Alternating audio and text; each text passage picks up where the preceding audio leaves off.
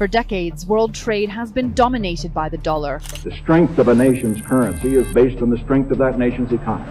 And the American economy is by far the strongest in the world. The SWIFT system, that actually became weaponized by the U.S. The Monetary Authority of Singapore and the People's Bank of China have renewed the bilateral currency swap arrangement. Saudi Arabia is in discussions with China to price some of its oil sales in yuan. But as ties with Washington continue to be strained, Beijing and Moscow are diversifying.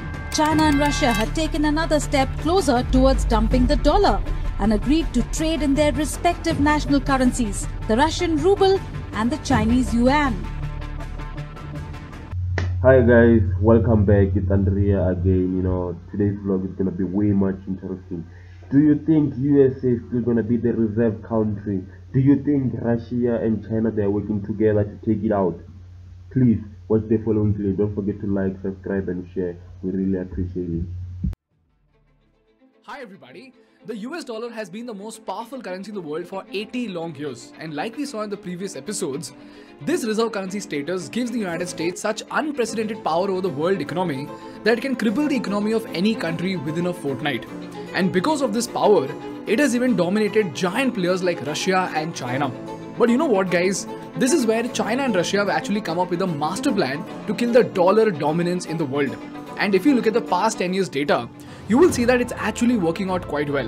In 1999, USD had 71% market share among the global reserve currencies, but in the past 10 years, it has dropped to less than 59%. And in the next 10 years, if this strategy of China and Russia works out, we might see the rise of a new reserve currency in the form of Chinese yuan. The strength of a nation's currency is based on the strength of that nation's economy. And the American economy is by far the strongest in the world. I have directed Secretary Connally to suspend temporarily the convertibility of the dollar into gold or other reserve assets. The effect of this action, in other words, will be to stabilize the dollar. When you look at this, there was times where the US GDP was very far from other countries, which means they were relaxed, cruising. But right now, at this moment, there's a lot of competitors, there's a lot of people to replace US currencies as a reserve country. Russia, China, they are pushing. Right now, if you check this table, it's where you can see that almost just a smaller gap between those two to catch up. And that's really a huge problem, especially if you are an investor. As of January 2022, while Japan had $1.3 trillion in US securities, China holds $1.06 trillion and UK held $608 billion in US Treasury bonds.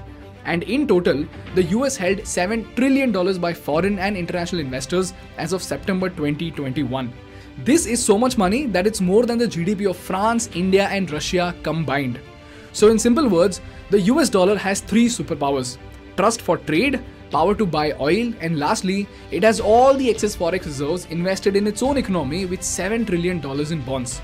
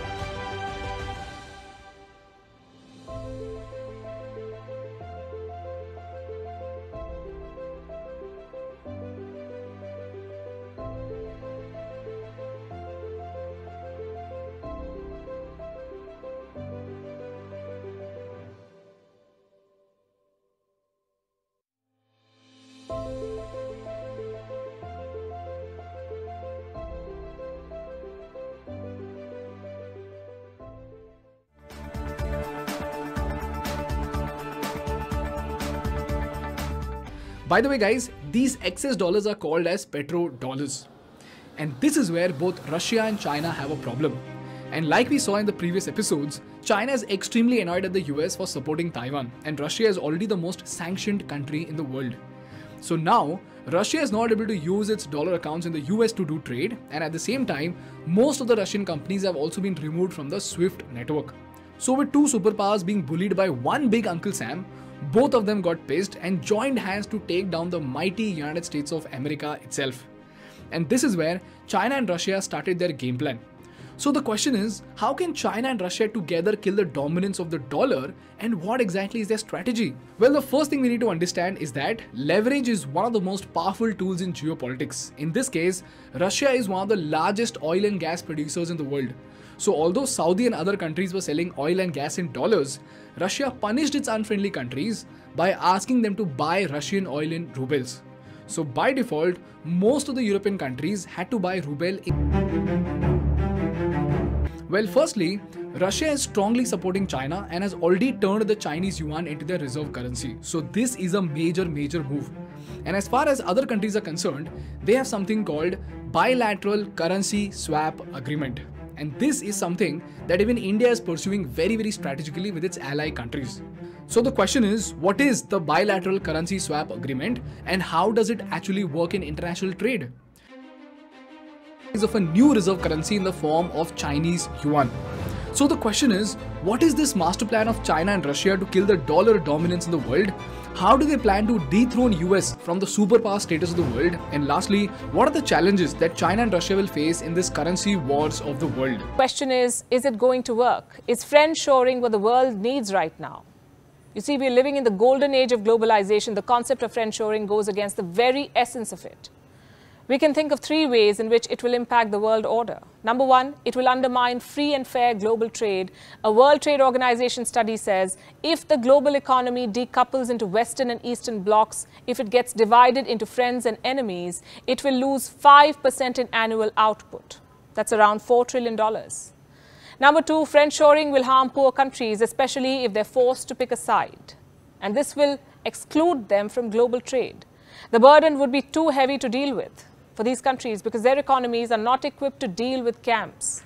Number three, friendshoring will take prices up. You see, manufacturing in the developing world is cheaper. According to a recent study, an iPhone which costs $800 at the time of retail would cost nearly $2,000 if it were made entirely in the West. Now, if the US were to friendshore production to allied countries only, or to make supply chains pass through Western nations, it will only entail higher costs of labor and production.